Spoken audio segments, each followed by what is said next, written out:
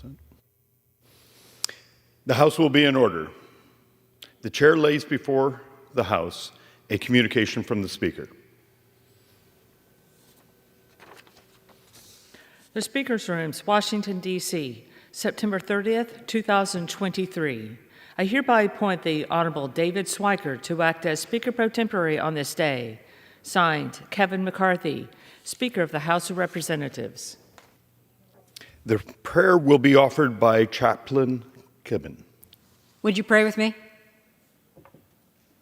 Holy and eternal God, when you hear us pray, do we prove as faithful as the psalmist who wrote with confidence, "I am always with you"? Do we demonstrate our trust in you as the one who, with unwavering certainty, said, "You, O God, hold me by my right hand"? Grant us your favor, even if we have fallen short in our faithfulness, failed to place our trust in you, or if we have ignored your steadfast presence in these days. Guide us, O thou great Redeemer, through the barren land we have created for ourselves, a time bereft of certainty and muddled with confusion. Uphold us with your powerful hand. Save us from the chaos of our own making, the turmoil of our own design. Strong deliverer, ever be our strength and shield, but especially today and in the week ahead, that we would proclaim with certainty that you are always with us, that we will with confidence go where you will lead us. Fed by the bread of your word and strengthened by the power of your name, we pray. Amen. Thank you, Chaplain. The chair has examined the journal of the last day's proceedings and announces to the House the approval thereof. Pursuant to Clause 1, Rule 1, the journal stands approved. Purpose does the gentleman from Texas seek recognition? Mr. Speaker, pursuant to Clause 1, Rule 1, I demand a vote on agreeing to the Speaker's approval of the journal. The question on the agreement to the Speaker's approval of the journal. Those in favor, please say aye. Those opposed, please say no. Ayes have it. The journal stands approved. For what purpose does the gentleman from Texas seek recognition? Mr. Speaker, I object to the vote on the ground that a quorum is not present and make a point of order that a quorum is not present. Pursuant to Clause 8 of Rule 20, further proceedings on the question are postponed. The chair will lead the House in the Pledge of the Allegiance.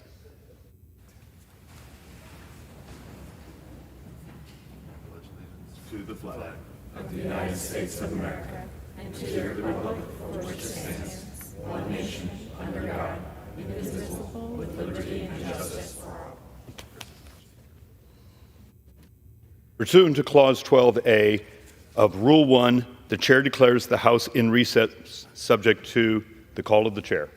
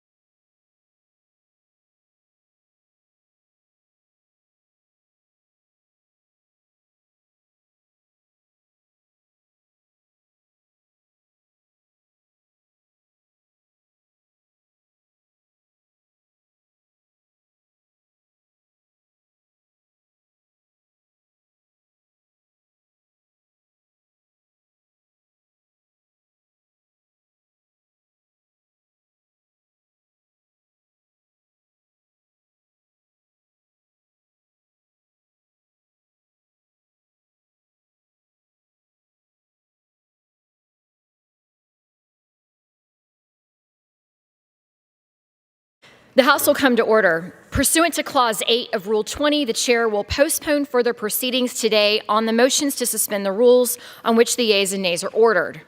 The House will resume proceedings on postponed questions at a later time. For what purpose does the gentlewoman from Texas seek recognition?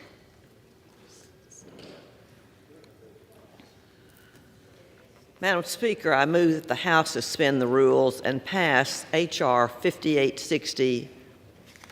The clerk will report the title of the bill. H.R. 5860, a bill making continuing appropriations for fiscal year 2024 and for other purposes.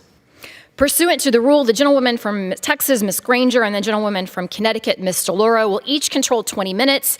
The chair recognizes the gentlewoman from Texas. Madam Speaker, I rise today in support of H.R. 5860, a bill that keeps the government open until November 17th. While I would rather be here speaking on the floor about final appropriations bills, I want members to understand what passing the short-term funding bill today is so important. First, I want to explain how we find ourselves in this situation.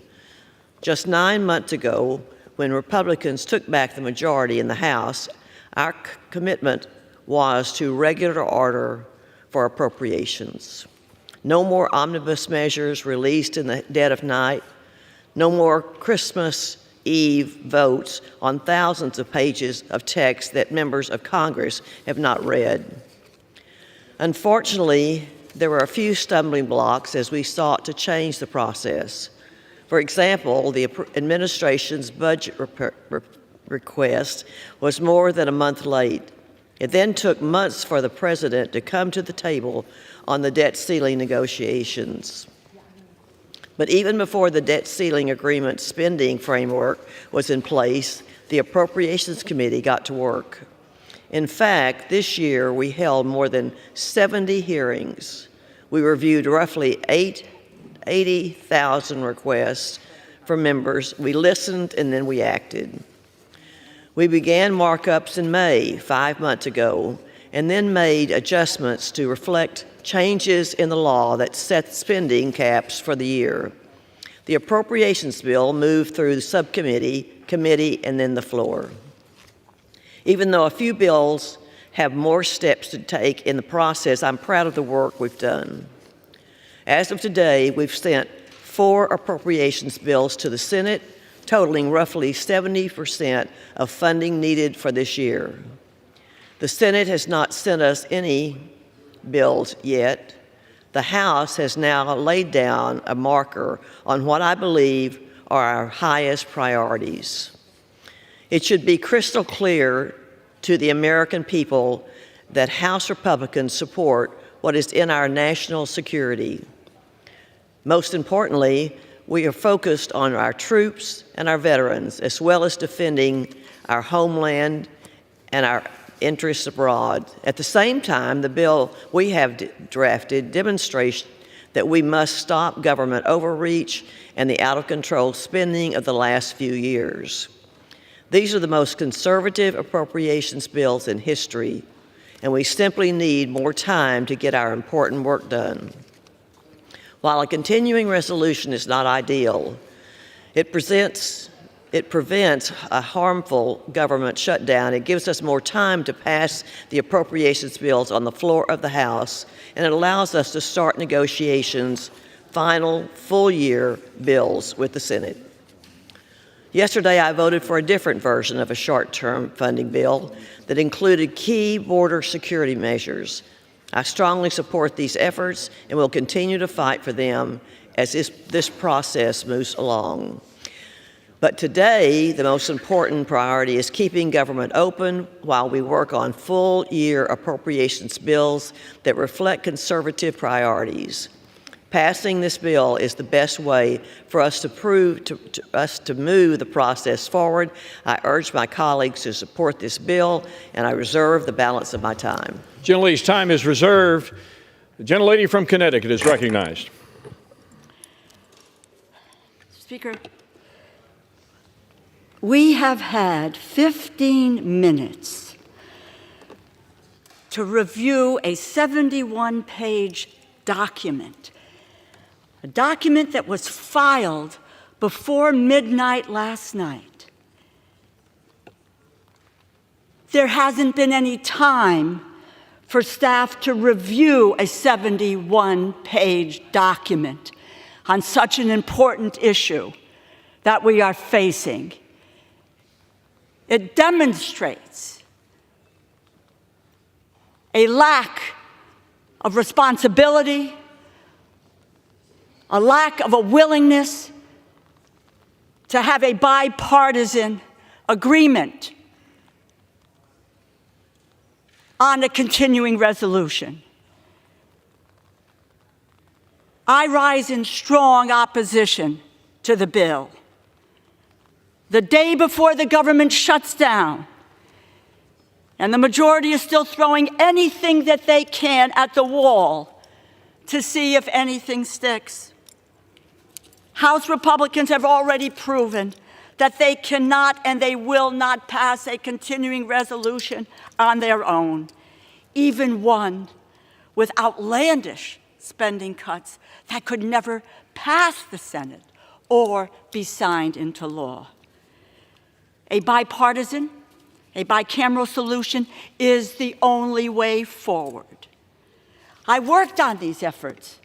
And last December, and House Republicans at that time decided not to participate. But with the Senate Republicans, with Senator Shelby and Senator Leahy, we hammered out a budget for 2023. The Speaker knows the bipartisan Senate continuing resolution would easily garner a majority in this House of Representatives. Yet, he refuses to let it go to the floor of the House. What is he afraid of? So what are we trying instead? Well, yesterday, Republicans voted to defund our support for our allies in the Middle East, including a $1 billion cut to Israel, a further cut to Jordan. That did not work, so today the target is Ukraine.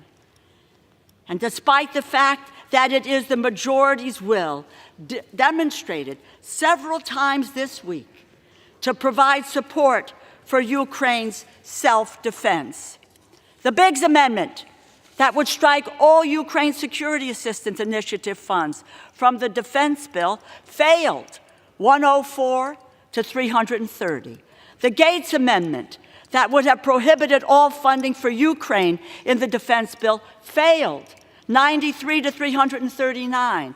A Green Amendment to prohibit assistance to Ukraine in the State and Foreign Operations Bill failed, 90 to 342. And this body voted to separately fund Ukraine after it was stripped from the defense bill in the darkness of night, and that was 311 to 117. Mr. Speaker, the appeasement strategy of the far right does not have majority support in this body. Standing with our allies does have support here, which is tried and true American patriotism, American justice, American view and their values for freedom and the fight for democracy. That's who we are. That's what we are about. And those who would do otherwise, shameful in bringing down the United States of America and its support for those people who seek freedom in our world today. The Department of Defense officials recently sent letters to the four corners of the Congress. Undersecretary McCord writes, and I quote, "Without additional funding now, we would have to delay or curtail assistance to meet Ukraine's urgent requirements, including for air defense and ammunition that are critical and urgent now as Russia prepares to conduct a winter offensive and continues its bombardment of Ukrainian cities," end quote. But then he continues, delays to additional funding would also be perceived by Ukraine as a sign of wavering U.S. support and likely a betrayal of our previous commitments. Allies and partners are also unlikely to sustain their increased level of support without clear, continuing U.S. leadership. As you know, Secretary Austin successfully engages over 50 nations every month to press for sustained support. It is crucial that the United States continues to lead this global coalition. Lead. The United States should lead. And we need the resources to underwrite our leadership role, end quote. House Republicans have shown that they are unwilling and they are unable to govern. Some have shown they are willing and they are able to abandon our allies. It is time for this body, for my Republican colleagues, to abandon the Gates strategy or the Green strategy and try, as we have in the past, for a bipartisan strategy that we all know will ultimately conclude the shutdown and fully fund the United States government. A shutdown will hurt families and farmers, children and service members at a time when families are living paycheck to paycheck. Let us keep the U.S. government open. Let us proceed with a bipartisan, bicameral agreement, and as been proposed by the United States Senate, and let us continue to support Ukraine's fight for freedom. Mr. Speaker, let's get to work. I reserve the balance of my time. Gentlelady's time is reserved. Gentlelady from Texas. I yield to the gentleman from New York, Mr. Lawler, for 2 minutes. Gentleman from New York is recognized for 2 minutes. Thank you. Would the gentlelady from Connecticut yield for a question? Yes, I'm happy to. Thank you. Do you support the Senate version of a CR? Yes, I do. Okay. Strongly support the Senate version. Okay. So the difference between the Senate version and this version is that this version does not include Ukraine funding. So are you telling me that you would shut down the government if there's not Ukraine funding? I might just say to you that, and maybe you have had the chance to read 71 pages. This bill doesn't extend the authority to help Ukrainian refugees. Reclaiming my time. Of course you'll reclaim your time. Reclaiming my time. Gentleman from New York Thank has you. the floor. Today, on the last day before a potential government shutdown, Speaker McCarthy will be putting a 45-day clean CR with disaster relief on the floor. I will vote in support of this legislation so that we can keep the United States government funded and open while we finish our appropriations bills. Anyone, Democrats or Republicans who vote against a clean CR with disaster relief is voting to shut the government down. Whether it is Ukraine funding, securing the border, or reducing spending, all of which I support, it will have to be negotiated during the appropriations process. All of us have a responsibility to lead and to govern. In a divided government, none of us will get everything we want. To shut the government down would be disastrous for the American people, our military, and our economy. The time has come for everyone to put the American people above all interests and continue to do our work as responsible, reasonable, and serious legislators. For anyone to vote no on this bill, they are voting to shut the government down. And if you're saying that you support the Senate CR, but you don't support this one, the only difference is Ukraine. And if you're telling the American people with a straight face that you will shut the American government down over Ukraine, shame on you. Gentleman's time has expired. Members are advised to direct their comments to the chair. Gentlelady from Connecticut. I find it very strange indeed that there is no mention of several things, at least preliminarily, which we have looked at in this bill. There are many changes between this bill, as the gentleman asked me, and the Senate bill. There are many changes. The gentleman from New York should understand that there are many changes between this bill and the Senate bill. Here is one that I believe the majority will not mention. They amend the Senate bill to give themselves a pay raise. A pay raise. It's there. Yeah, you can look at me, you can smile, but what you did was you amended the Senate bill to give yourselves a pay raise, while you have threatened day in and day out service members, you have threatened workers across this country, and you've said to them, we don't really care about you and whether or not you can support your family. We don't care about that. No. We mainly care about ourselves and our pay raise. And you know, it pretty is true to form with what the American people thinks about members. But they should know which members are willing to give them up in their own self-interest for a pay raise. It is despicable. You are about to shut the government down. But hours before you do so, you give yourself a pay raise. Will suspend. It's pathetic. Will suspend. Yes. The chair will remind the members in this chamber, as a matter of decorum, direct your comments to the chair. Will do. And heed the gavel.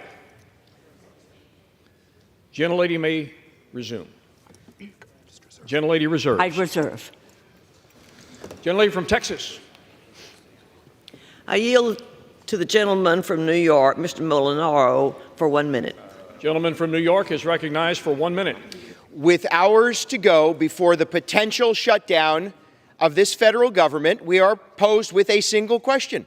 Vote yes to continue to provide services and support to our military, to our defense, to our communities, to law enforcement, or vote no and shut the government down. That's the question. And being told, by the way, for years that during the pandemic with the government shut down, that somehow people should just sort of fend for themselves, being told for years how great that was. We have an opportunity in this very moment to confront what is a real crisis for real people. Keep the government functioning. Continue to focus on appropriations. Drive down federal spending. But meet the needs and the expectations of the American people today. Vote yes to keep the government open. Vote no to shut the government down. I, on behalf of my constituents, will be voting yes to keep this government functioning. And with that, I yield back. Gentlelady from Connecticut. If I might, I'd like to read a letter that was sent by the Undersecretary of Defense, Michael McCord. And the letter was sent to the Speaker of the House as well as to the Senate majority and minority leaders, and it is just addressed to Leader Jeffries. I write to express the Department's Defense's deep concern with the absence of security assistance funding for Ukraine in the continuing resolution being considered in the House, or any similar continuing resolution that might be proposed. The Department of Defense is anxious to avoid a lapse in appropriations, but it is important that a CR protect our security interests and uphold our commitments and our values. As you know, the Department has been providing vital security assistance to Ukraine since Russia's unprovoked invasion in February 2022. Thanks to the bipartisan support of the Congress, it is just as vital today that we continue that support. Today, DoD has exhausted nearly all available security assistance funding for Ukraine. We are already out of funding for the Ukraine Security Assistance Initiative, one of the 2 security assistance tools we have. The other funding tool we need are those funds provided to replenish our military's inventories for the weapons and supplies we provided to support Ukraine in their fight via drawdown. We have only $1.6 billion remaining of the $25.9 billion that the Congress has provided. We have already been forced to slow down the replenishment of our own forces to hedge against an uncertain funding future, our own forces. Failure to replenish our military services on a timely basis could harm our military's readiness. Without additional funding now, we would have to delay or curtail assistance to meet Ukraine's urgent requirements, including for air defense and ammunition that are critical and urgent now as Russia prepares to conduct a winter offensive and continues its bombardment of Ukrainian cities. For example, a lack of USAI funding now will delay contracting actions that could negatively impact the department's ability to purchase essential additional 150mm artillery and critical munitions essential for the success of Ukraine's armed forces. This ammunition is critical to sustaining Ukraine's armed forces, including for their ongoing counteroffensive. An inability to ensure timely procurement and deliveries could undermine essential Ukrainian operations to retake additional territory or defend against potential future Russian offensives.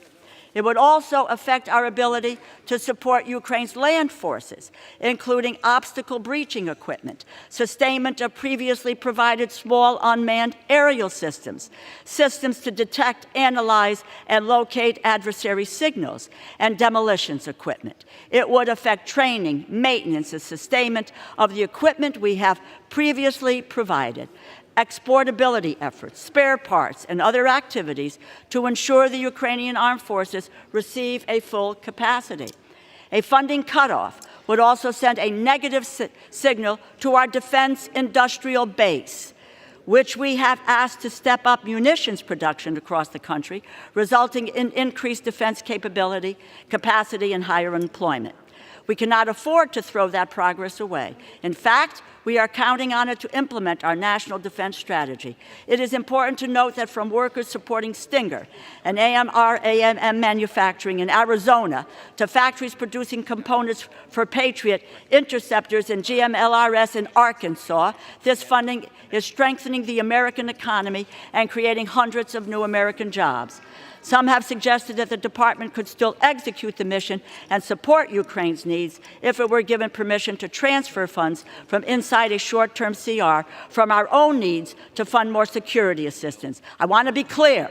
The department does not support that approach, which will create an unacceptable risk to us. Under a CR, the department will be operating at a level approximately $25 billion below our budget request for fiscal year 2024, which was and is consistent with the Fiscal Responsibility Act of funding levels. The bottom line is we cannot sustain adequate levels of Ukraine assistance with transfer authority only. Delays to additional funding would also be perceived by Ukraine as a sign of wavering U.S. support and likely as a betrayal of our previous commitments. Allies and partners are also unlikely to sustain their increased level of support without clear, continuing U.S. leadership. As you know, Secretary Austin successfully engages over 50 nations every month to press for sustained support. It is crucial that the United States continues to lead this global coalition, and we need the resources to underwrite our leadership role. The Department appreciates your leadership on this vital matter, and I sent an identical letter to the Speaker of the House as well as Senate Majority and Minority Leaders, Michael McCord, the Undersecretary for Defense. I reserve the balance of my time. Gentlelady reserves her time. Gentlelady from Texas. I yield to the gentleman from New York, Mr. Despito, for 2 minutes. Well, gentleman from New York is recognized for 2 minutes. Thank you, Chairwoman. Mr. Speaker, while I appreciate the eloquent remarks from my colleague from Connecticut, I am from New York, and today we ask ourselves a very basic question.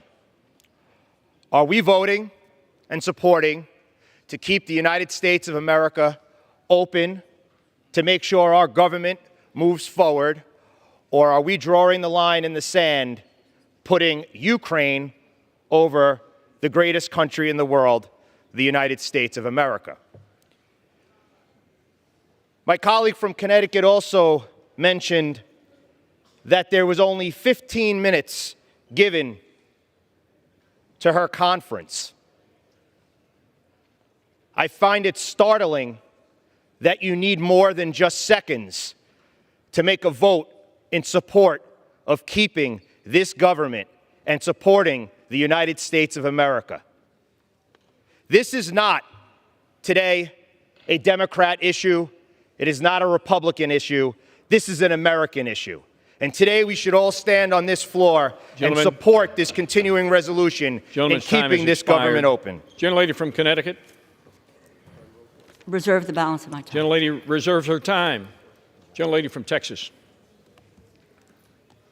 Mr. Chair, I yield 2 minutes to the gentleman from Georgia, Mr. Scott. Gentleman from Georgia is recognized for 2 minutes.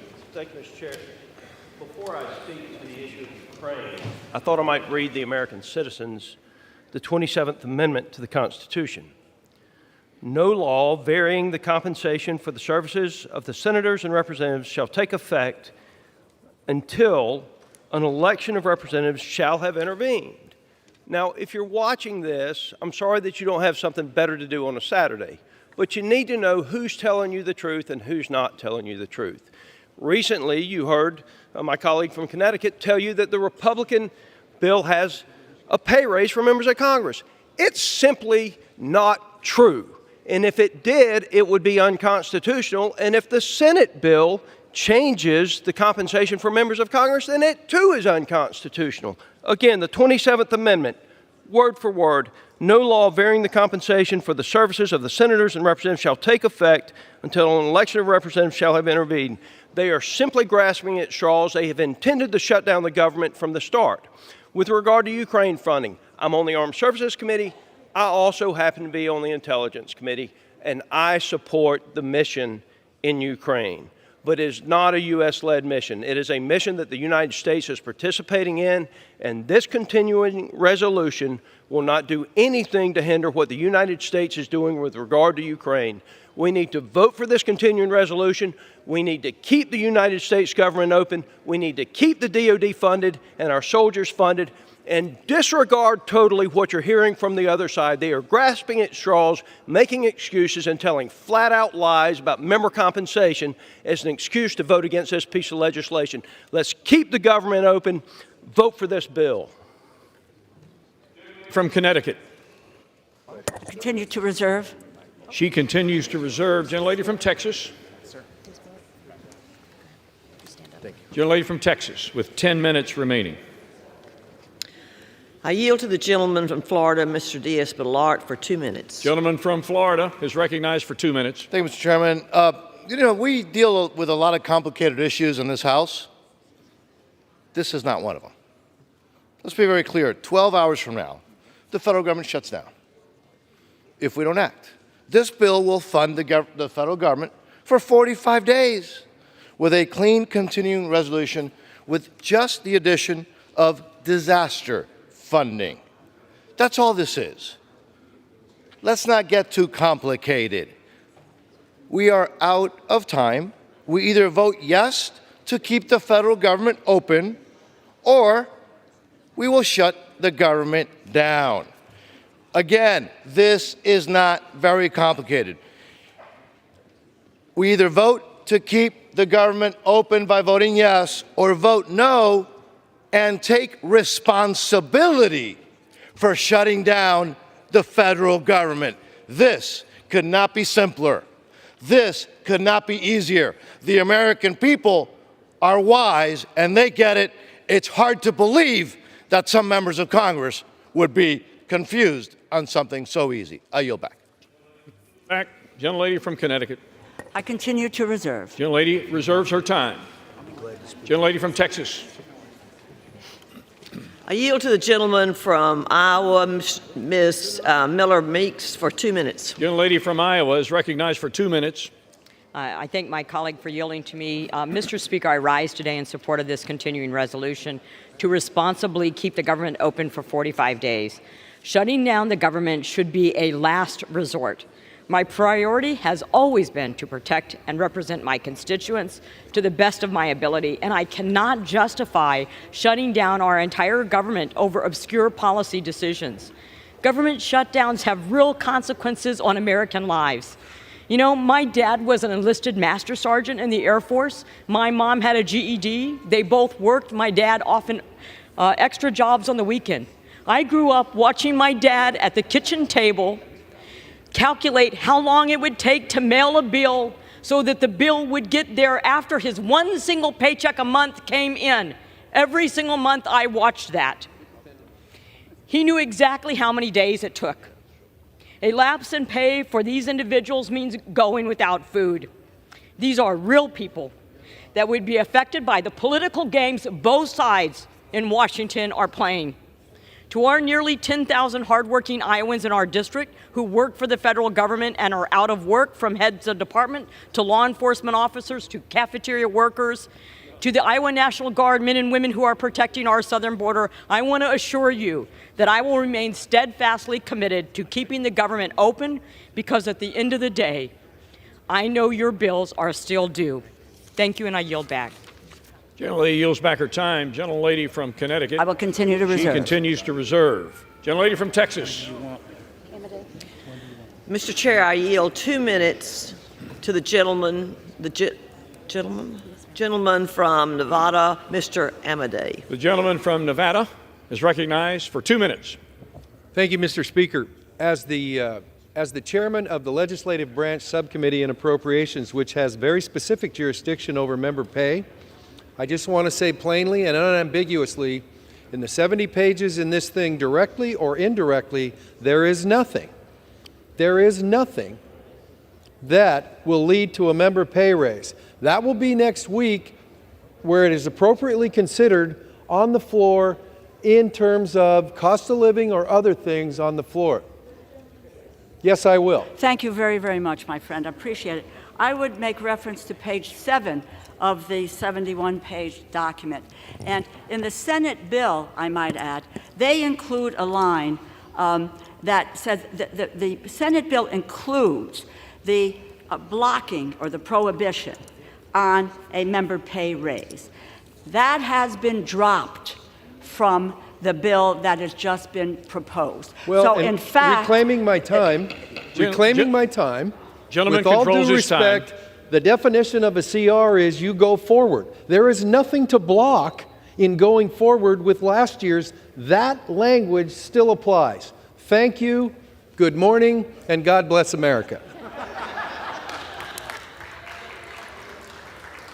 I think the gentleman yielded back his time.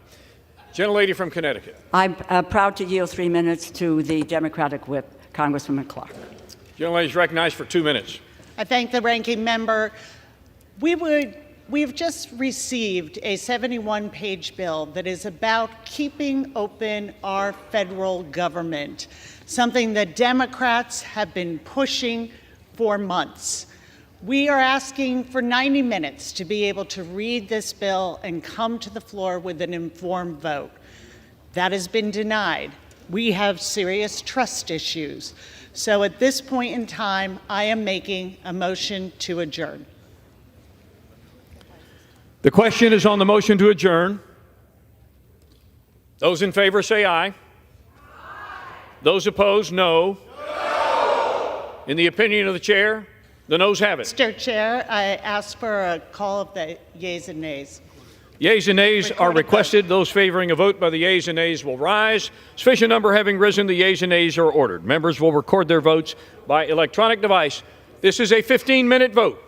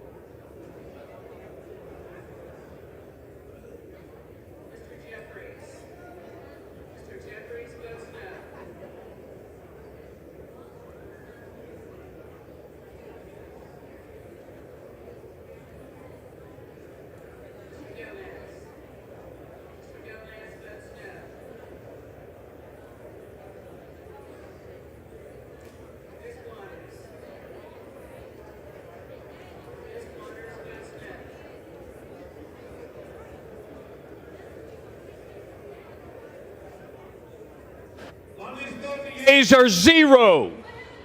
The nays are 427. The motion is not adopted.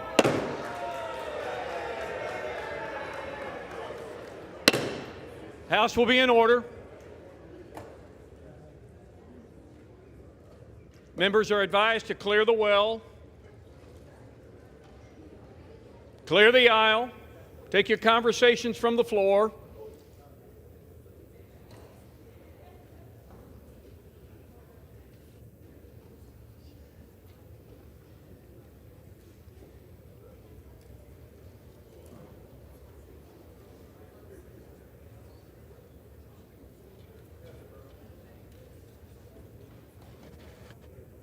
Remind members of the House that at the time of the motion to adjourn was demanded, we were debating H.R. 5860. The time remaining for debate is 6 minutes on the majority side, 5 minutes on the minority side. Debate will resume on H.R. 5860, and the gentlelady from Texas is recognized. Mr. Speaker, I reserve the balance of my time. Gentlelady reserves. Gentlelady from Connecticut. I continue to reserve. Gentlelady reserves. Who claims time?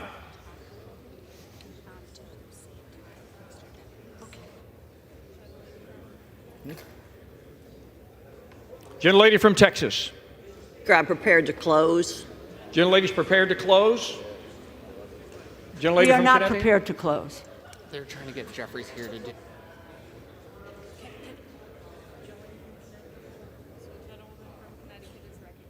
Gentlelady from Connecticut, you're recognized. Just so I can reiterate what I had said earlier, and we now have really the language in both the Senate bill and in the House bill. This, and it's really not so clean, a continuing resolution as it has been portrayed. This strikes the member pay prohibition, in effect giving members a pay raise. Let me just explain. If you have a copy of the bill, which is on page 7, in the Senate bill, there is language that the legislative branch appropriations bill, what division it is, et cetera, section 6, is provides really what it does is the Senate bill prohibits the movement toward a member pay raise. Now, what the House Republicans have done is page 7, line 13, is what they do, they just drop that part of the language that comes from the Senate bill. In essence, what they have done is to provide themselves with a pay raise. I think I would just, I would ask you, I understand what you're saying, but what you need to do is, I don't know if, you haven't given us time to read the 71 pages. I'm hopeful that all of you have had the opportunity to read the 71 pages. The gentlelady will suspend.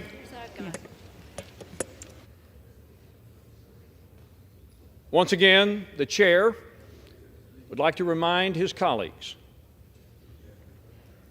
that in keeping with the proper decorum on the floor, please direct your comments to the chair. Gentlelady will.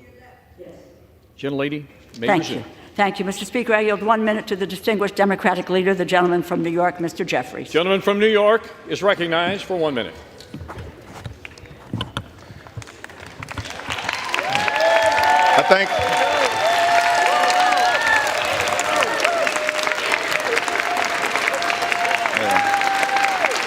I thank the distinguished gentlelady.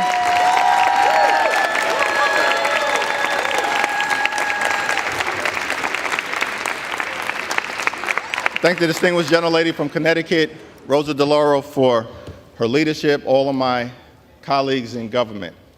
I rise today to have a conversation with the American people. And so strap in, because this may take a little while. We want to talk about why we are here at this moment on the brink of a shutdown that was entirely unavoidable and has been brought to us by the extreme MAGA Republicans who have decided that rather than pursue the normal legislative process of trying to find common ground, not as Democrats or independents or Republicans, but as Americans, rather than try to pursue policy achievements through the normal legislative process, that they want to threaten the American people with a shutdown, to try to drive your extreme agenda down the throats of the American people. Why are we here at this moment on the brink of a catastrophic shutdown that will hurt everyday Americans, hurt children, hurt families, hurt older Americans, hurt veterans, and hurt the economy? Why are we at this moment? When from the very beginning we have said that there's an opportunity to come together in a bipartisan way consistent with the spending agreement that House Republicans themselves negotiated.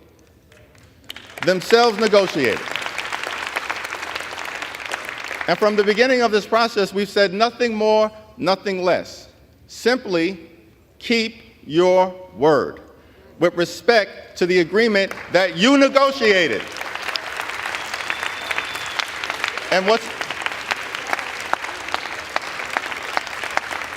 And just so that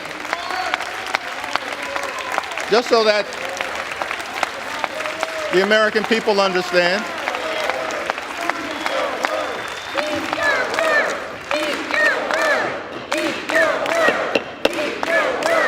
just so that the American people understand what we are talking about when we say simply that an agreement was negotiated. How did we get to this point? Well, heading into the 117th this Congress, we said that we are willing to find common ground with our colleagues on the other side of the aisle whenever and wherever possible, in the best interests of the American people. Govern in a bipartisan way, in the same way that we governed in the previous Congress, where we passed bill after bill after bill to make life better for the American people. And so many of those legislative efforts, whether it was the Infrastructure Investment and Jobs Act, where we created millions of good-paying jobs for hard-working, everyday Americans, to fix our crumbling bridges, roads, tunnels, our airports, our sewer and water systems, our mass transportation systems. And it was bipartisan. Largely Democratic in the House, but bipartisan. We passed gun safety legislation for the first time in 30 years. Why? Because we believe that we should do something about the gun violence epidemic in the United States of America with the fierce urgency of now. And not, as some of my colleagues want to do, unleash weapons of war that are not used to hunt deer, they're used to hunt human beings and shred children. And so we worked in a bipartisan way to pass the Safer Communities Act, to make progress for the American people. And then we worked on the CHIPS and Science Act that will bring domestic manufacturing jobs back home to the United States of America, as opposed to our jobs moving in the other direction. And to invest in science, technology, engineering, mathematics, to ensure that our young people have the skills to succeed in the 21st century economy and are competitive to continue to elevate American exceptionalism. That was done in a bipartisan way. Now, there were some areas where our Republican colleagues refused to do what was right, in our view, for the American people. And that's why, in some instances, we needed to just act to put people over politics. People over politics. And so that's what we did with the American Rescue Plan and the Inflation Reduction Act. But our bipartisan track record continues. We stood up for the men and women who have served this country and who were exposed to burn pits or toxic substances or Agent Orange. And through the PACT Act, under the leadership of Speaker Pelosi and Chairman Mark Takano, we stood up for our veterans to ensure that millions of them would get the health care that they deserve. And we got the PACT Act over the finish line.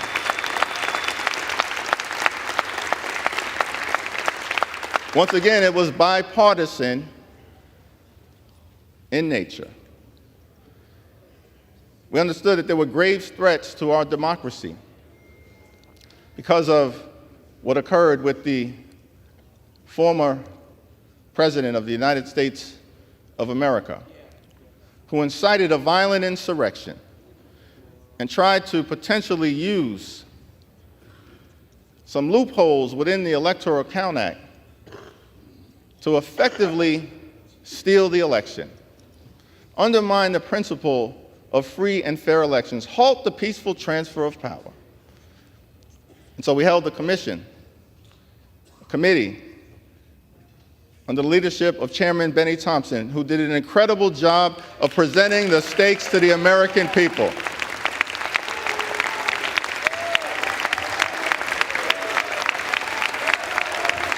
And so, the January 6th committee explored the consequences of what happens when one individual and people who blindly follow them could undermine the very fabric of our democracy. It's important to note the January 6th committee was also bipartisan in nature. It was bipartisan, and every single witness that was presented worked with the former president. And there's still more that needs to be done in that regard, but one of the legislative results of the January 6th committee's wonderful presentation and exploration was that we passed reform to the Electoral Count Act to strengthen the institution of our democracy as part of the principle that we will never again allow a single individual sitting at 1600 Pennsylvania Avenue to try to undermine American democracy. We won't do it.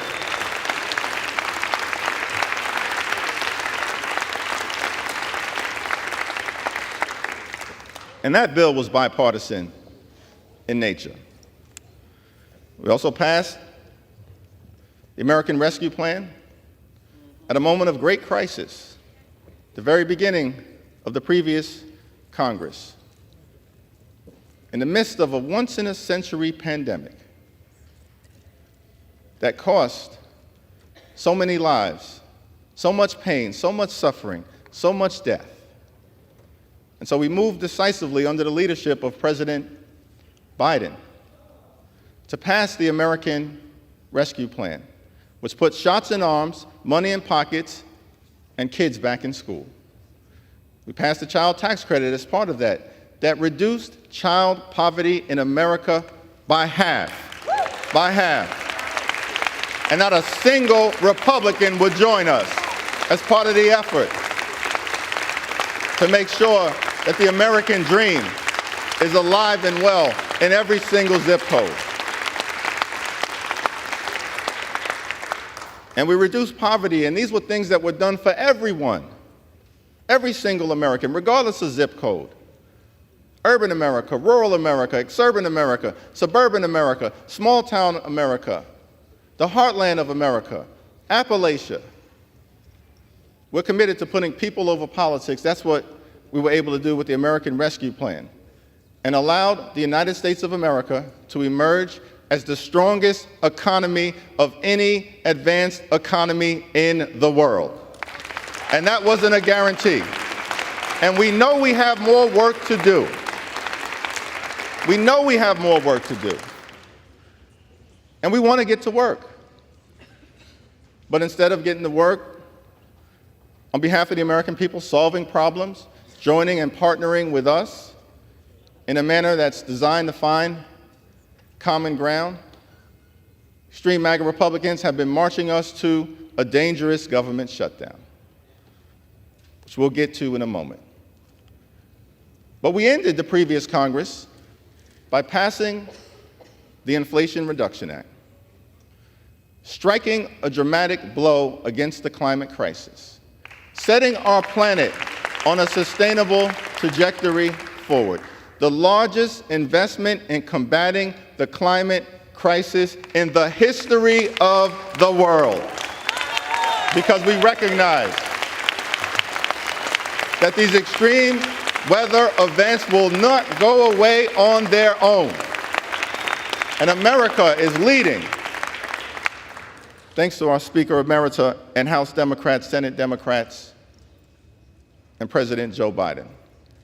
In that legislation, we also addressed the issue of health care affordability, because we understand that the American people are dealing with grave challenges as it relates to their cost of living. And in the Inflation Reduction Act, we began to address that in a serious way. Strengthen the Affordable Care Act, lowering health care costs, and driving down the high price of life-saving prescription drugs for millions of Americans, including by taking the price of insulin, which prior to the passage of the Inflation Reduction Act would cost the average American family about $4,000 a year, and we drove that down to $35 a month. And we're just getting started. And so that's a track record coming into this Congress. And as the American people are suffering from what has been characterized as a Republican civil war,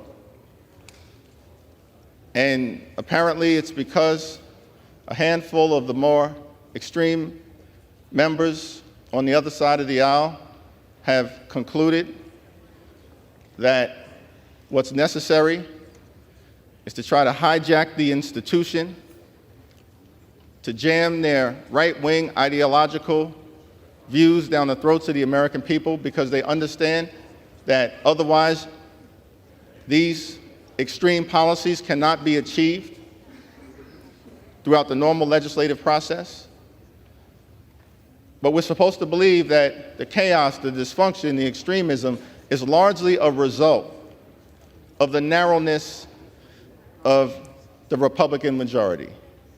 We had the same exact majority, extremely narrow, in the other side of the aisle, and instead of chaos, dysfunction, and extremism, we got things done for the American people. Same exact majority, under the leadership of Speaker Pelosi and Jim Clyburn and Steny Hoyer. So that's the context coming into the moment that we're in right now. Historic dysfunction that we've seen. So we're on the brink of a government shutdown, and at the 11th hour, legislation is dropped on the American people.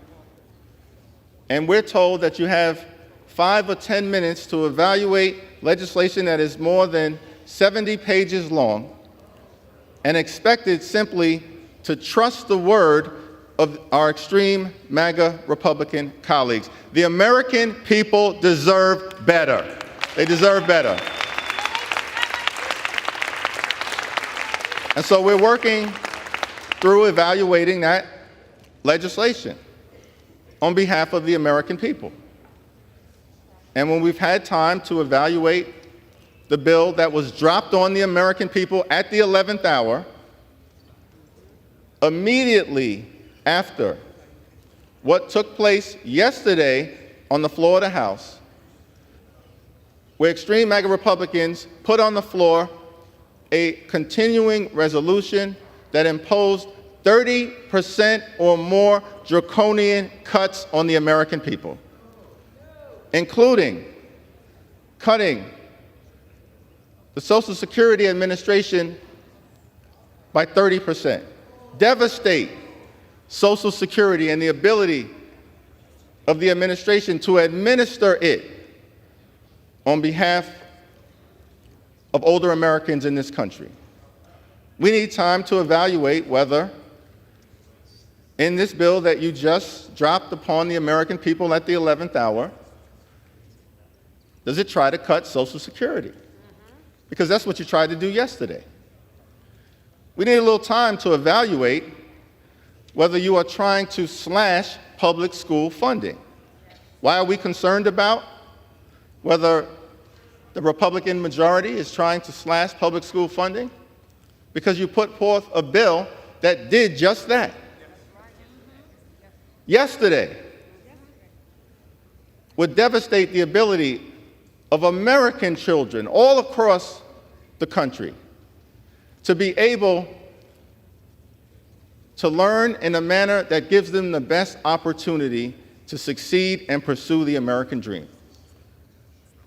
Some versions of the Republican spending bills would slash Title I funding, which goes to the most vulnerable children amongst us, by 80%, effectively shut down public education in many parts of this country.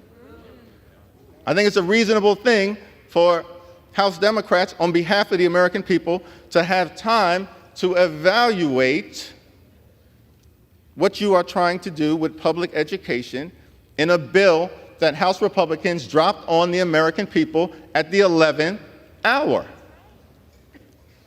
We also are very concerned that from the very beginning of this Congress, you've had an objective to criminalize abortion care and to impose or march us toward a nationwide ban. And we want the American people to understand that on this side of the aisle, we don't believe that our colleagues on the Republican side should threaten a government shutdown as part of their effort to criminalize abortion care. That shouldn't happen. That should not happen. But that's what you were trying to do in a defense bill that you just passed this week. So we needed an opportunity to evaluate on the four corners of a bill that you dropped on us, Mr. Chair, that the Republican majority dropped on us at the 11th hour, what it does to reproductive freedom. I think that's what the American people would want us to do. And let us be clear to the American people. House Democrats believe in a woman's freedom to make her own reproductive health care decisions, period, full stop.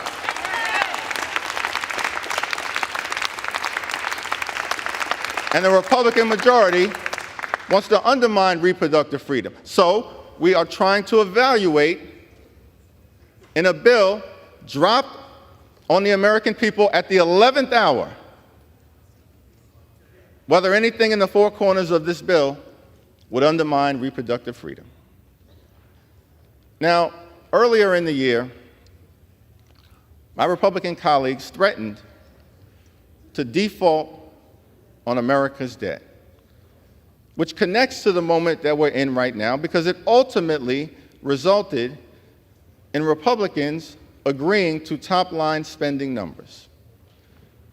And so it's part of what has brought us to this moment, because an agreement was reached in May to avoid any shutdown drama by setting top-line spending numbers at the insistence of House Republicans, who then went into the Oval Office with President Joe Biden, who was negotiating in good faith, arrive at top-line spending numbers. Bill was presented on the House floor. More than 300 members of Congress voted for it, including 149 Republicans. A majority in the Senate that was bipartisan in nature, sent to President Biden's desk, signed into law, setting top-line spending numbers as part of an effort to avoid a reckless government shutdown.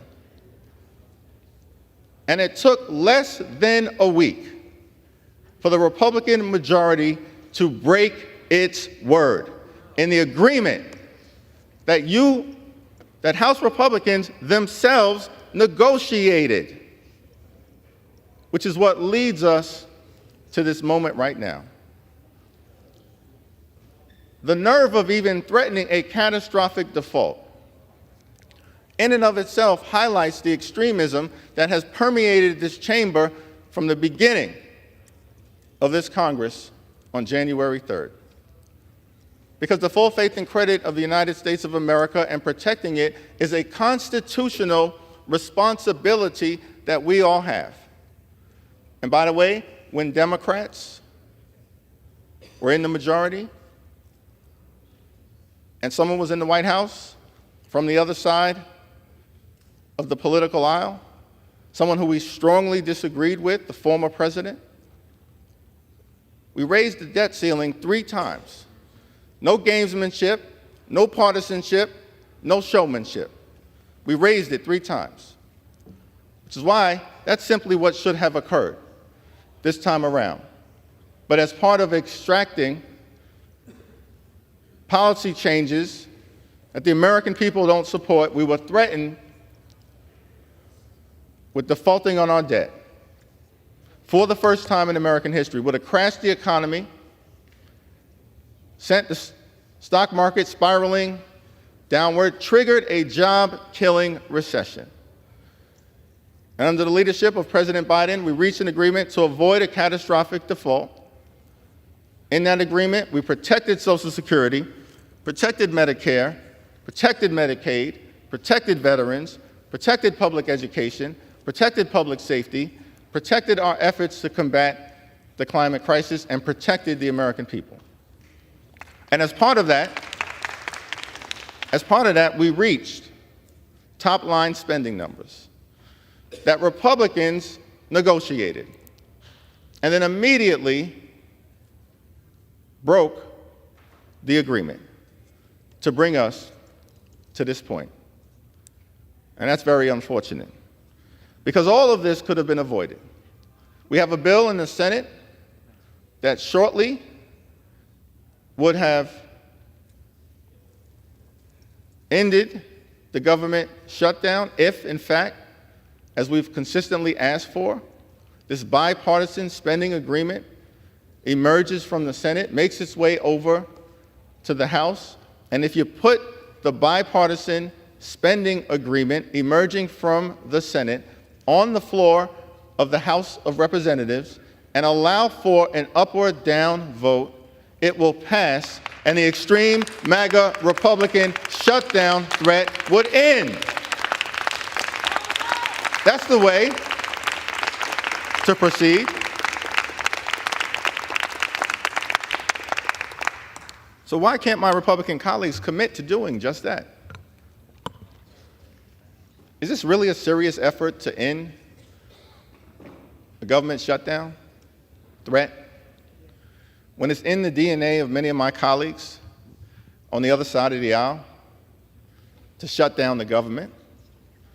It's not hyperbole. Let's just check the historic record. 1990s, Republicans shut the government down twice when Bill Clinton was president. The ransom demand at the time was, we want to slash and burn Medicaid, end Medicare as the American people know it. And unless that were to happen, we were told by Republicans that they would shut down the government. And that's exactly what happened twice in the 1990s in order to try to slash and burn Medicaid and adversely impact Medicare. It's in the DNA of House Republicans. How do we know that? Well, in 2013, American people were forced to deal with another reckless, dangerous government shutdown for 14 days. House Republicans shut down the government. Why was the government shut down in 2013? Because the demand was made, inherently unreasonable, that President Obama should repeal the Affordable Care Act, a signature legislative accomplishment that has been a force for good in the United States of America. And we declined politely to take away health care from millions of Americans. We declined politely to allow House Republicans to impose a situation in America where more than 100 million people would have lost their protection for pre-existing conditions. We declined to allow House Republicans to impose an age tax on older Americans, which would have dramatically increased health care costs. And because we declined to do those things, House Republicans chose to shut the government down in 2013 for 14 days. It's in the House Republican DNA. And then in 2018, 2019, we faced the longest government shutdown in American history. 35 days of devastation visited upon the American people. Unnecessarily so. What was the extreme ransom demand at that particular point in time? The demand was to waste billions of dollars of taxpayer money on the former president's ineffective medieval border wall, which, by the way, he said Mexico would pay for. And then you turned around, the House majority at the time turned around and tried to stick the American taxpayer with a bill, an ineffective solution to the issues around immigration that we should necessarily confront. And so because we declined respectfully to pay that ransom note and stick the American people with billions and billions of dollars for an ineffective border wall that the previous president promised Mexico would pay for, because we declined, you shut the government down for 35 days. It's in your DNA. The interesting thing about that government shutdown is that while we had taken the majority in January of 2019, the government shutdown started in late December. And so, in other words, the government shutdown started with a Republican in the White House and Republicans in the majority in the House and in the Senate. You shut yourselves down at that particular moment. It's in the DNA.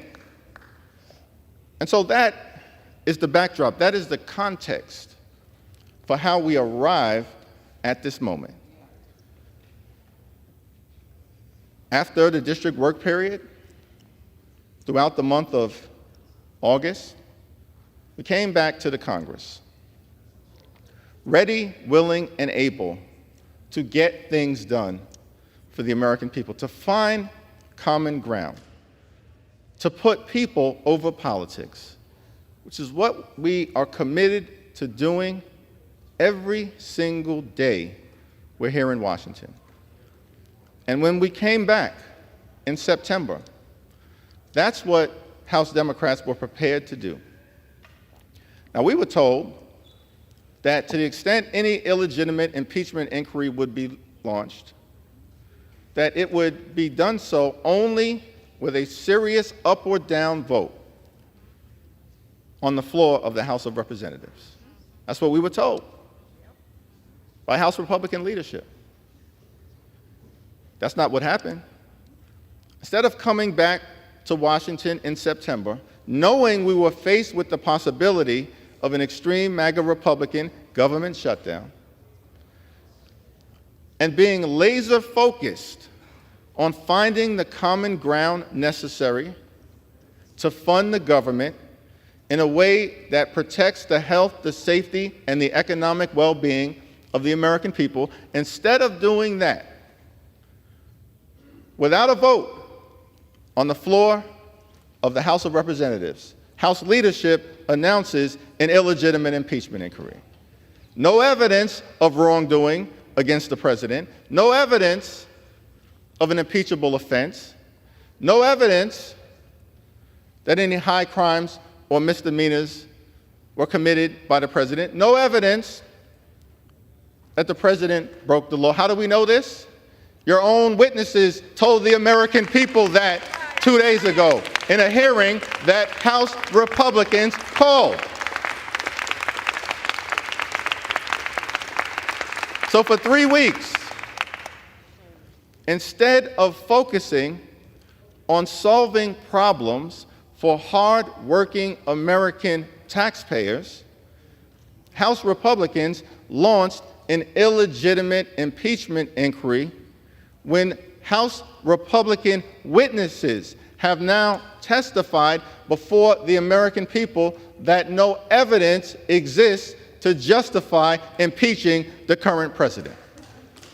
And so that is part of the context of why we're here.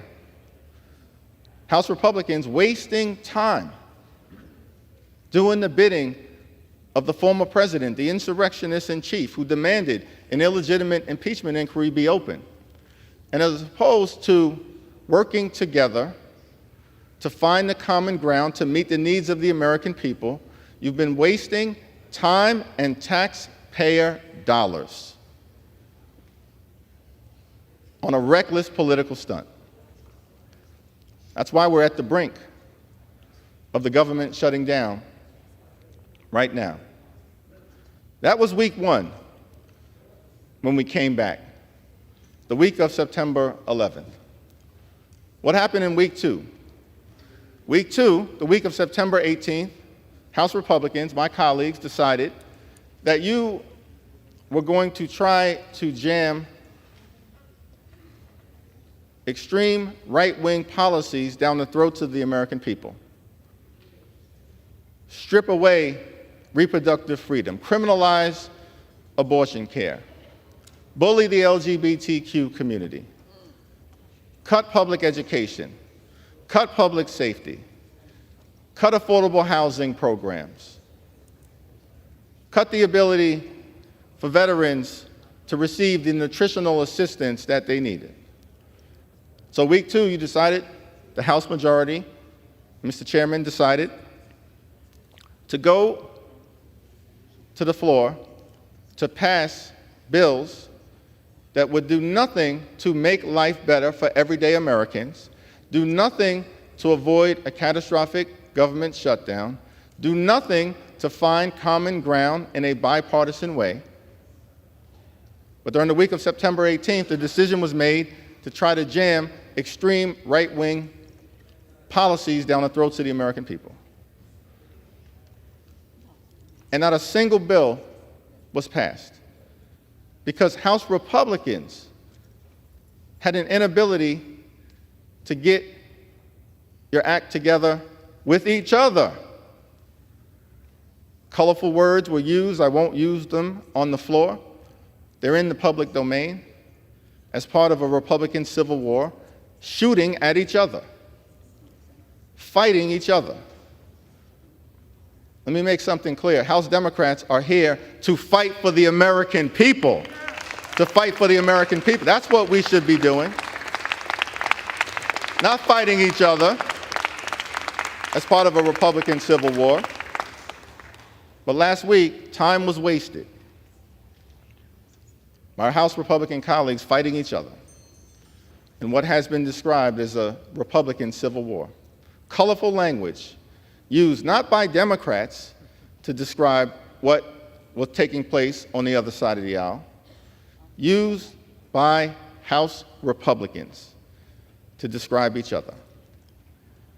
And I won't call out any individual members on the other side of the aisle, but former members, including a former speaker, Paul Ryan, a good man, disagreed with him on a whole host of issues, but believed in the institution, made the observation that House Republicans are dysfunctional, need to get your act together. That's Paul Ryan, former speaker. And that same sentiment was echoed by current House Republican members. So last week, you wasted time fighting each other as opposed to finding the common ground necessary to reach a bipartisan spending agreement. The chair, former chair, top Democrat on the House Appropriations Committee, Rosa DeLauro, has made clear from the very beginning she was ready to sit down and talk to her Republican counterpart anytime, any place, ready, willing, and able to find bipartisan common ground. But we couldn't find a partner on the other side, and so we proceeded in conversation with Senate Democrats and Senate Republicans and the Biden administration, all in alignment in a strongly bipartisan bill to avert a government shutdown earlier this week that passed in a motion procedurally to advance the legislation 77 to 19, strongly bipartisan. And we were a part of those conversations, thanks to Rosa DeLauro. That's a bill that would avoid a government shutdown and meet the needs of the American people in every single way, and give us another 45 days or so to work through the normal appropriations process and reach common ground. But instead of partnering with House Democrats, Senate Democrats, Senate Republicans, and the Biden administration, House Republicans decided to go it alone, fight a civil war, stand on an island on your own. So last week, nothing happened on the floor of the House of Representatives. And that brings us to this week. This week, we returned earlier and had every opportunity. We continue to say, we want to partner with our Republican colleagues to find the common ground necessary to meet the needs of the American people and avoid a catastrophic government shutdown that will hurt everyday Americans, hurt children, hurt families, hurt the middle class, hurt all those who aspire to be part of the middle class, hurt working families, hurt veterans, hurt the poor, the sick, the afflicted, hurt the least, the lost, and the left behind. We've said from the very beginning that we were ready, willing, and able to find the bipartisan common ground to meet the needs of the American people and avoid a catastrophic government shutdown.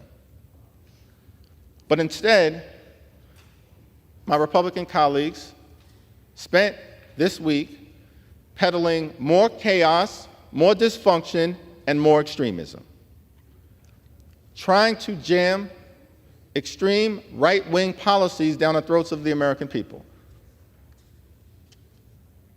cutting Social Security, slashing public school funding, criminalizing abortion care,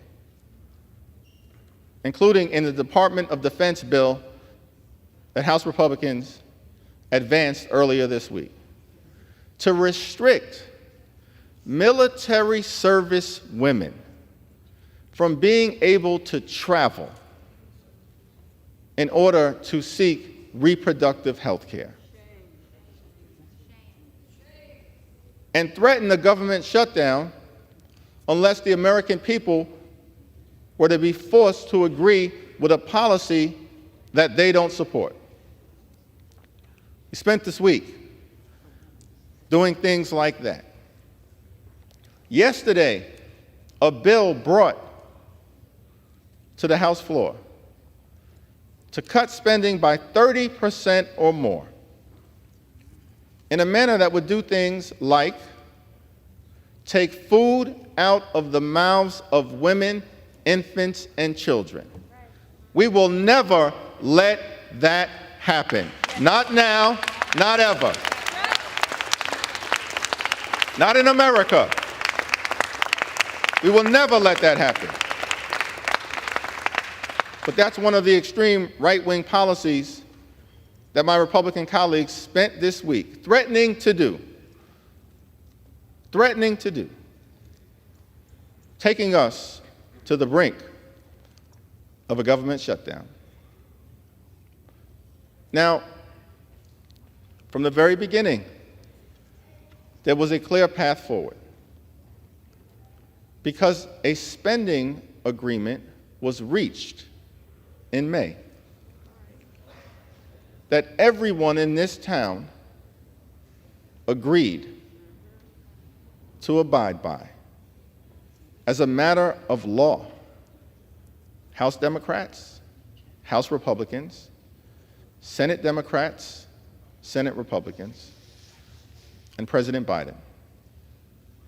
So why have we spent the last several weeks here in the House of Representatives trying to break that agreement and threaten a reckless government shutdown, which, by the way, will have catastrophic consequences for the American people? We want the American people to know that we are going to do everything possible to stop extreme MAGA Republicans from shutting down the government. We are fighting on their behalf to put people over politics. That's why we're here. That's why we're making this fight. And we want to do it in a bipartisan way. So we're in the process of evaluating the legislation that was dropped on the American people at the 11th hour. And once we conclude that expeditious review of the four corners of the legislation, we can make a decision as to the best path forward. When we've said all week that the only path forward is a bipartisan one. There's a bipartisan bill working its way through the Senate right now. Senate Democrats, Senate Republicans coming together to meet the needs of the American people. So we're evaluating the four corners of the bill to see if it does what's necessary as part of our effort to fight for things like lower costs and better paying jobs and safer communities, building a healthy economy for hardworking American taxpayers. Why? Because as House Democrats, we're committed to an economy that is built from the middle out and the bottom up, not the top down. Not the top down.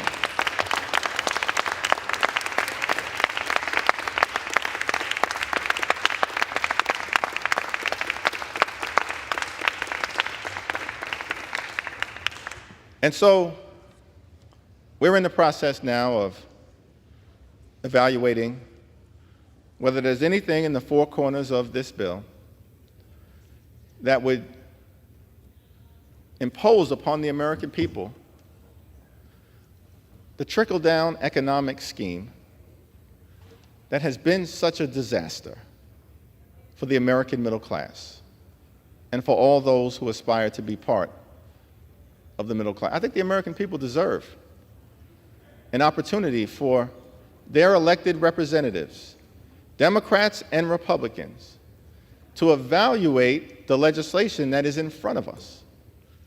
That's the least that can be done. When we know for decades, House Republicans and my colleagues on the other side of the aisle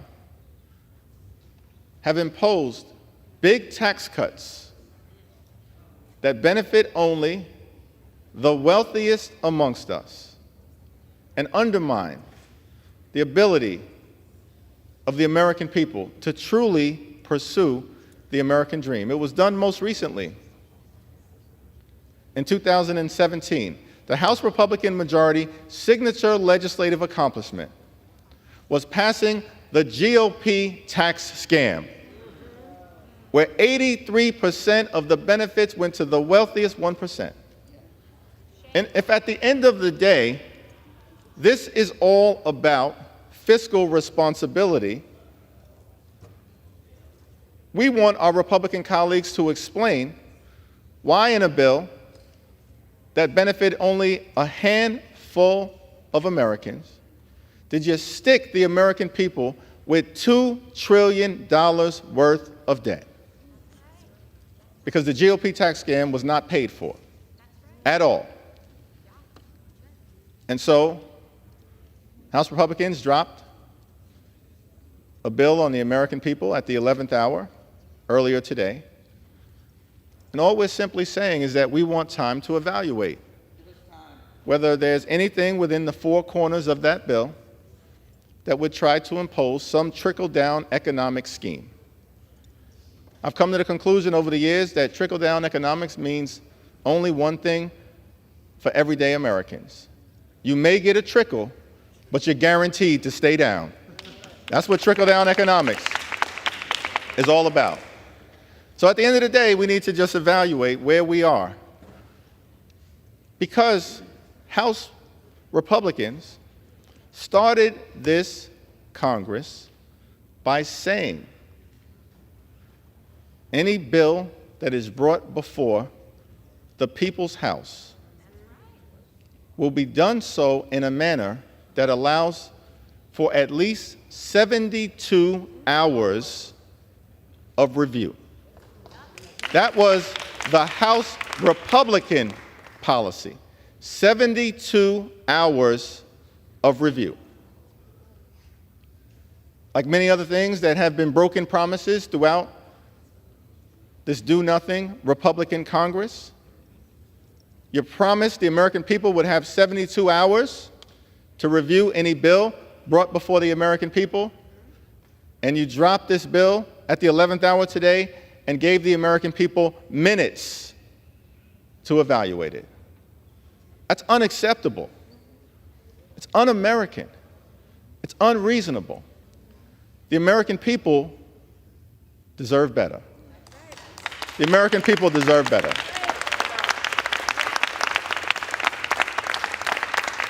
Because at the end of the day, what we are endeavoring to do is to try to figure out where we are at on behalf of our quest to lift up the great American dream for the middle class and all those who aspire to be part of the middle class, to do things that are pro-American, pro-worker, pro-labor union, pro-entrepreneurial, pro-small business, pro-job creation, consistent with our views that in America, when you work hard and play by the rules, you should be able to provide a comfortable living for yourself and for your family.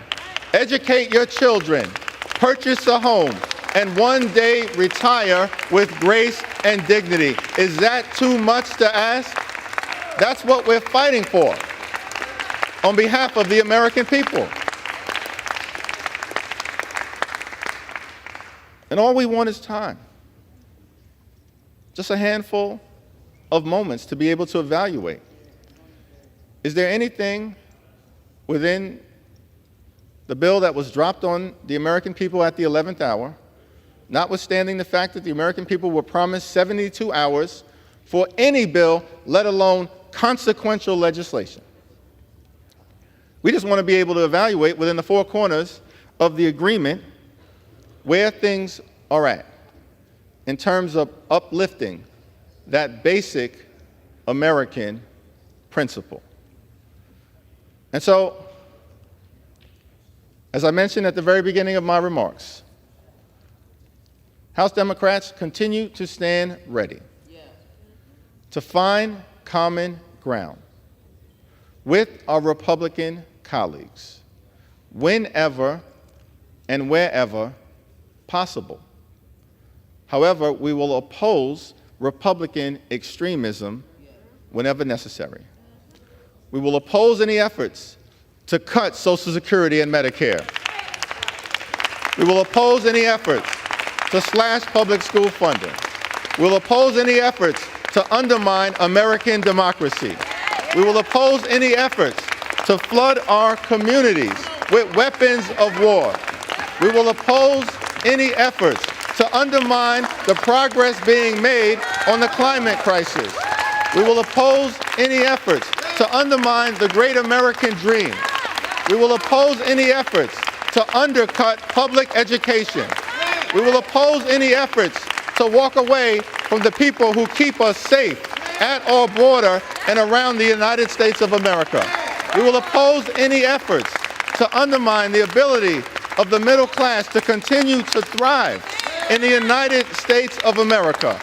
And all we're doing is making sure that we can assess the four corners of the legislation that is before us, avoid a catastrophic government shutdown, put people over politics, and make sure that we can continue the great American dream. That you don't undermine freedom. You don't undermine reproductive freedom. You don't undermine the things that are necessary for every single American to thrive in every zip code, throughout the land, in urban America, in rural America, in suburban America, in small-town America, in the heartland of America, in Appalachia. That's all we're doing. And when we complete our review, we'll come back to the floor, we'll make a decision, and as Democrats, we'll continue to put people over politics and continue America's long, necessary, and majestic march toward a more perfect union. I yield back.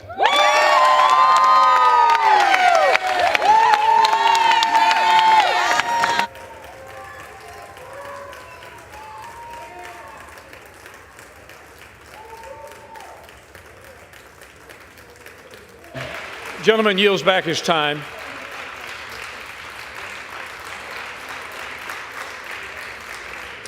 Without objection, the gentleman from Florida, Mr. Diaz-Balart, will control the time for the majority. The gentleman is recognized. Thank you, Mr. Chairman. I yield 2 minutes to the distinguished gentleman from the state of Nevada, Mr. Amade. Gentleman from Nevada is recognized for 2 minutes. Thank you to my colleague from Florida, and thank you, Mr. Speaker. You know,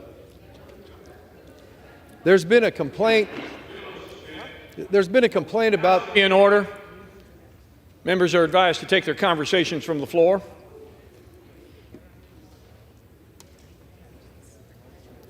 Gentleman may resume. Thank you, Mr. Speaker. There's been some indication that of concern because the bill on the floor lacks language to prohibit a cost of living increase that doesn't exist, and that was not given, and which has no appropriation in the existing fiscal year budget. Normally, that would be the end of the discussion. However, I guess, being generous here, out of an abundance of caution and respect for those bill drafting experts in the Senate, fixing that to include the Senate's genius language in this measure is something that's imminently doable in short order, unless it becomes midnight, because we have to have a couple of more September State of the Unions.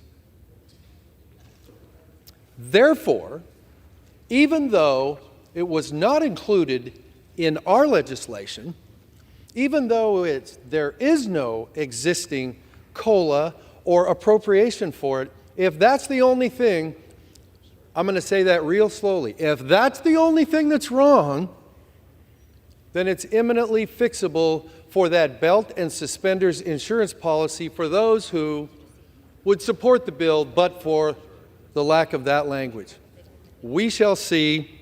I yield back, Mr. Speaker. He yields back his time. Gentlelady from Connecticut. Mr. Speaker, I am prepared to close. Gentlelady's prepared to close. Gentleman from Florida. Mr. Speaker, may I first inquire how much time I have left? Gentleman has 4¼ minutes remaining. Gentlelady from Connecticut has 2½ minutes remaining. Yes, Mr. Speaker, I would actually like to ask unanimous consent if I could extend the time per side for an additional 10 minutes to speak. We have further people. Is there objection? Thank you. Without objection, so ordered. 10 and 10. Reserve. And at this time, Mr. Speaker, thank you for indulgence. I would like to reserve. Gentleman reserves.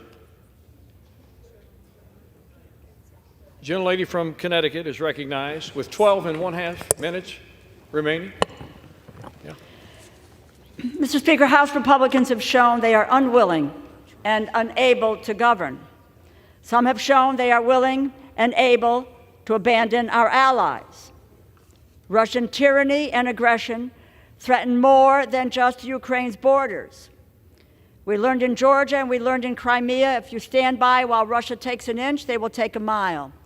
Vladimir Putin must be held to account for upending Europe's security and peacetime for a pointless and bloody war which has disrupted energy markets and triggered food insecurity around the world.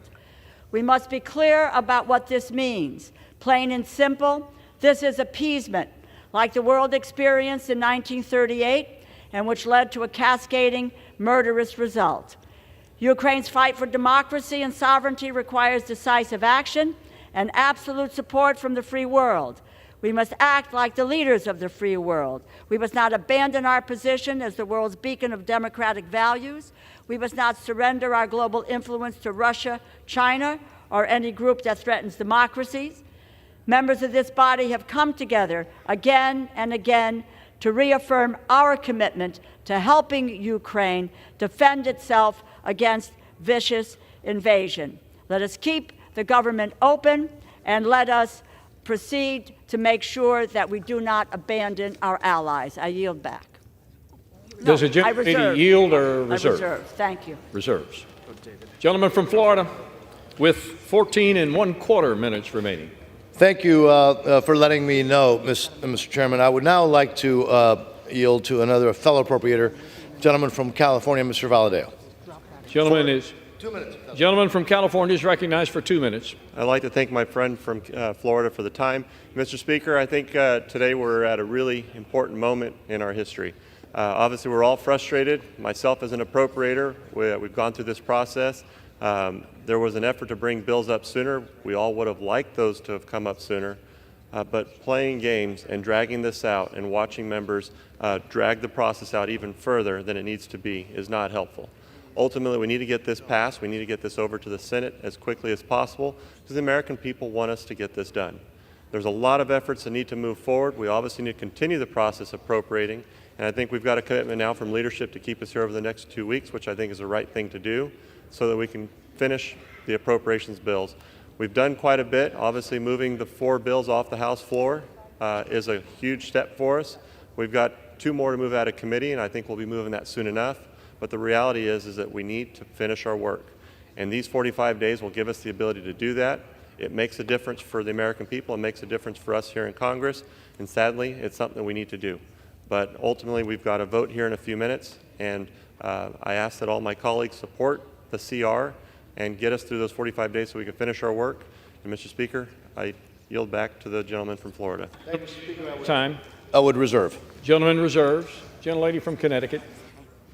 Thank you, Mr. Speaker. I think it's important to note here that, first of all, I'm very interested that there was a rereading of the bill as it came from the House and from the Senate, and that there is a view that it needs to be reviewed in some way because, in fact, as the bill stands, that there is a pay raise. That is being done. In addition to which, there is student loan efforts that are thwarted as well, making it more difficult for about 44 of 45 million borrowers to be able to get the kinds of services that they need. But I really want to make the point of, I have had the opportunity to chair the Appropriations Committee for 2 years.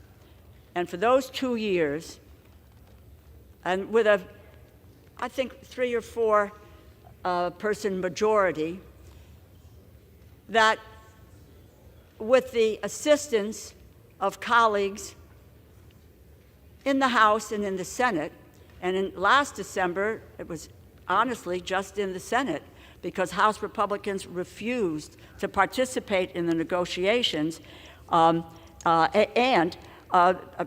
think there were very few in the continuing resolution that we put forward, Republicans who voted for a continuing resolution. I think, if I recall the number precisely, it was 9. But it allowed us to be able to hammer out the bills over the next several weeks until December. At that juncture, what we did was we came together, we hammered out the bills, we made sure that no one got everything that they wanted, but we could pass the bill. Now I move forward to what happened in last May and last June, when there was a budget agreement that was hammered out by the President and by the Speaker of the House.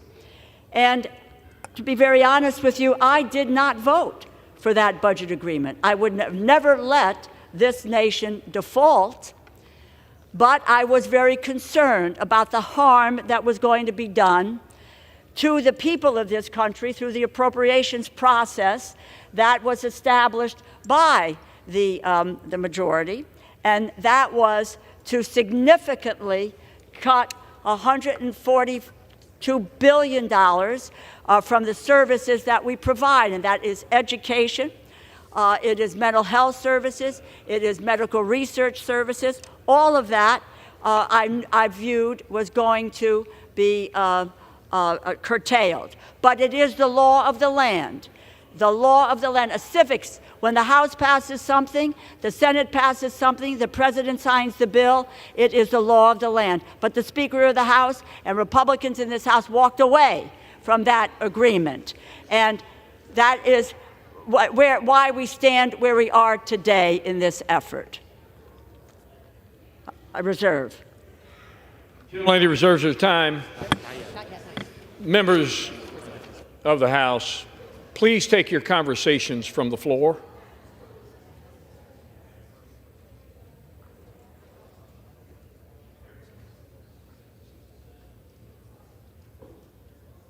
Gentleman from Florida.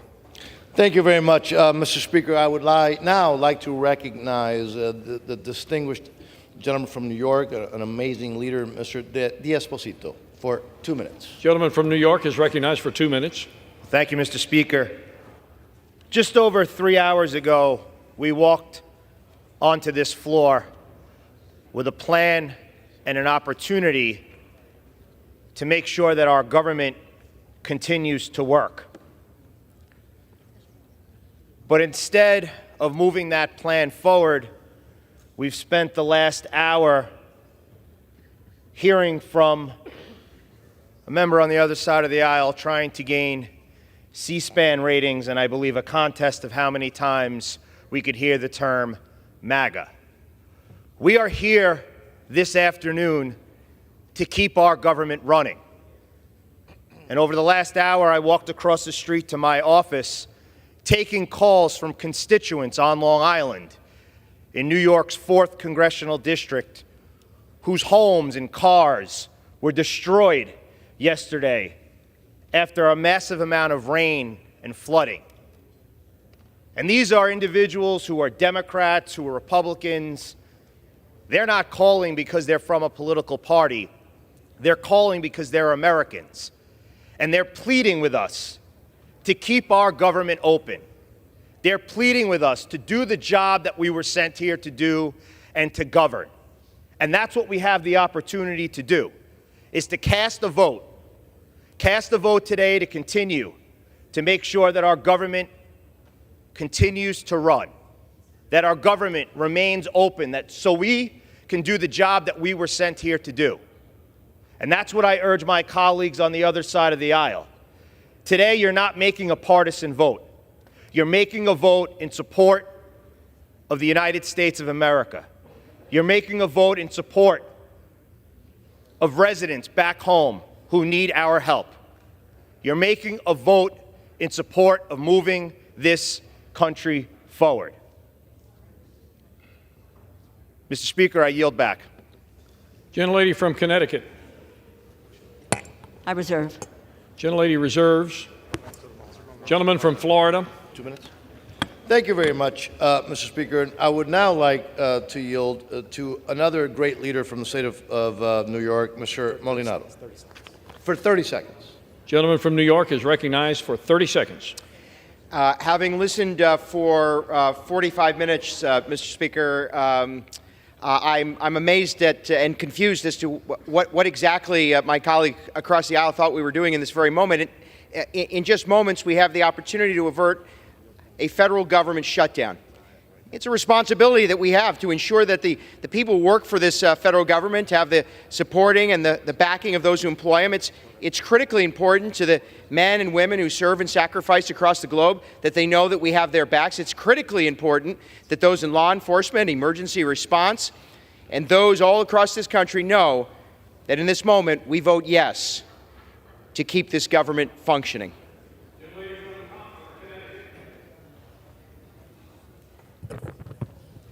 I reserve. Gentlelady continues to reserve. Gentleman from Florida. Mr. Speaker, and also I believe I made a mistake before when I may have called you Mr. Chairman when we're not in the Committee of the Whole. My mistake, Mr. Speaker. I would now ask unanimous consent that the text of H.R. 5860 as proposed to be adopted unless under suspension of the rules be modified by the amendment that I have placed at the desk. I apologize. And again, I've been making some technical mistakes, but I got it right, I think, now. The clerk will report the modification. Modification to H.R. 5860 offered by Mr. Diaz-Balart of Florida and Section 1019 of Division A before the period insert the following, comma, and Section 6 in the matter preceding Division A of Public Law 117-328. Without objection, the modification is agreed to. I am now prepared to close, and so therefore I will reserve. Gentlelady from Connecticut, are you prepared to close? Yes. Gentlelady is recognized.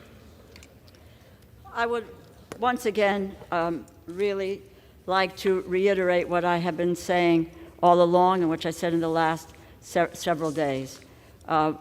We have the opportunity to walking away where this House is overwhelmingly in the last 2 days,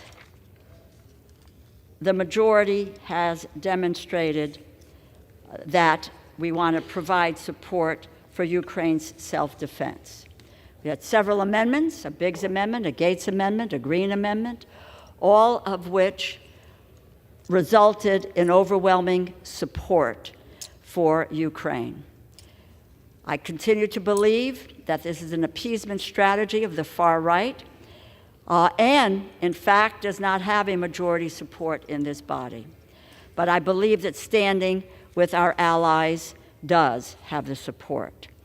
And I would reiterate that our own Department of Defense, something that I believe my colleagues on the other side of the aisle have great regard for, listen to, support their efforts, increase funding for defense, care deeply about this issue of our national security and our ability to be able to defend our allies overseas. You all have a great affinity for this effort, and I applaud that. But that seems now to be being abandoned, and that the Department of Defense view, in the words of the Undersecretary, says that they cannot do without this funding. And I would remind you that they, in a very, very specific and poignant letter, lay out the bottom line is we cannot sustain adequate levels of Ukraine assistance with transfer authority only. And the delay to additional funding would be perceived by Ukraine as a sign of wavering U.S. support and likely as a betrayal of our previous commitments. The United States betraying our commitments to Ukraine is essentially the bottom line on this continuing resolution. With that, Mr. Speaker, I yield back the balance of my time. Gentlelady yields back her time. The gentleman from Florida is recognized with 10 1/2 minutes at his Mr. Speaker, disposal. thank you, and thank you for a job well done. I just would like to remind everybody that before we can fund anything else, Ukraine, we have to start by funding the government of the United States of America. And we've been on the floor for a while now, and let me just boil it down to this, if I may, Mr. Speaker. If you want to shut down the government, and all that entails, and then there's an opportunity to do so by voting no. But if you want to keep the federal government working and open and allow the democratic process to proceed, then all of us have the opportunity to do so very simply, after all of the words are spoken, to just vote yes. It could not be simpler, Mr. Speaker. And with that, Mr. Speaker, I yield back the balance of my time. Question is, will the House suspend the rules and pass the bill, H.R. 5860, as modified? Those in favor say aye. Aye. Those opposed, no. In the opinion of the chair, 2/3 being in the affirmative. Gentlelady from Connecticut. I ask for the yeas and nays. The yeas and nays are requested. Those favoring a vote by the yeas and nays will rise. Sufficient number having risen, the yeas and nays are ordered. Pursuant to Clause 9 of Rule 20, this 15-minute vote on the motion to suspend the rules will be followed by a 5-minute vote on agreeing to the Speaker's approval of the journal if ordered. This is a 15-minute vote.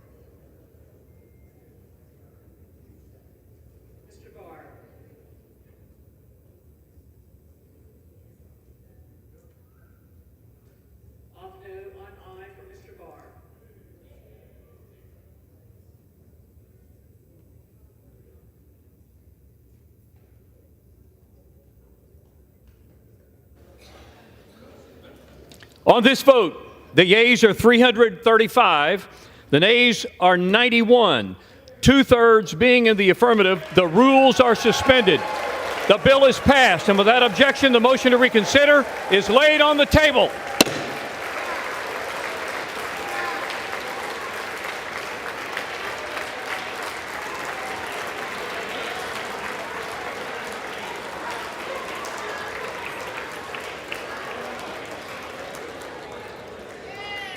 Go to Vice.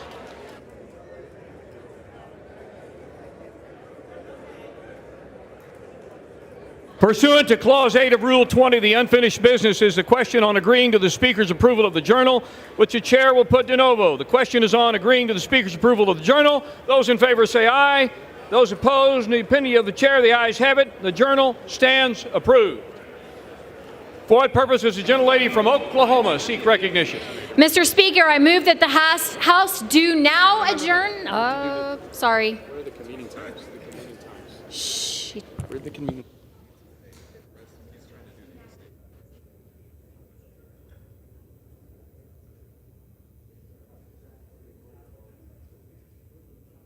On the motion for the House to adjourn.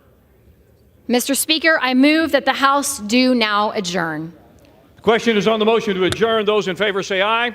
Aye. Those opposed, no.